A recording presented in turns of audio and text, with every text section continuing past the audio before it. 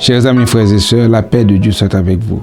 C'est pour moi un plaisir de vous retrouver sur notre rendez-vous habituel hebdomadaire, la parole du lundi.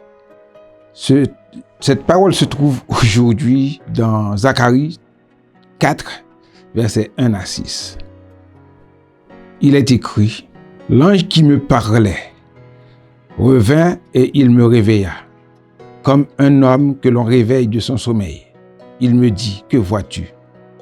Je répondis, je regarde, et voici il y a un chandelier, tout d'or surmonté d'un vase et portant 7 lampes, avec 7 conduits pour les 7 lampes qui sont au sommet du chandelier. Et il y a près de lui 2 oliviers, l'un à droite du vase et l'autre à sa gauche. Et reprenant la parole, je dis à l'ange qui parlait avec moi, « Que signifient ces choses, mon Seigneur ?» L'ange qui me parlait me répondit, « Ne sais-tu pas ce que signifient ces choses ?»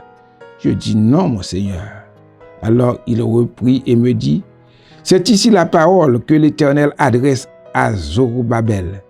Ce n'est ni par la puissance, ni par la force, mais c'est par mon esprit, dit l'Éternel des armées. » Alors, frères et sœurs, il est important de savoir que le Saint-Esprit joue le rôle primordial dans la vie du croyant, dans les œuvres du chrétien. Il était dit à Zorobabel que qu'est-ce qu'il voit? Un chandelier d'or et 2 oliviers. Et il nous faut comprendre que c'est le ministère royal de Jésus que préfigurent ces chandeliers d'or. Et les arbres symbolisent les 2 oliviers, une source d'huile permanente. Une source d'huile permanente pour la vie, pour le ministère chrétien. Les dirigeants doivent conduire le peuple selon le Saint-Esprit, sous la puissance du Saint-Esprit. Ainsi, nous voyons que l'ange a dit à Zorobabel, ce n'est ni par la force, ni par la puissance, mais c'est par mon esprit, dit l'Éternel des armées. C'est par le Saint-Esprit qu'on peut travailler pour Dieu, qu'on peut faire l'œuvre du Seigneur.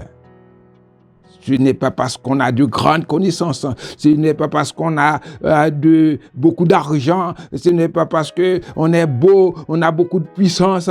Il faut avoir le Saint-Esprit de Dieu pour faire l'œuvre de Dieu. Ce n'est ni par la puissance, ni par la force, mais c'est par mon esprit, dit l'Éternel.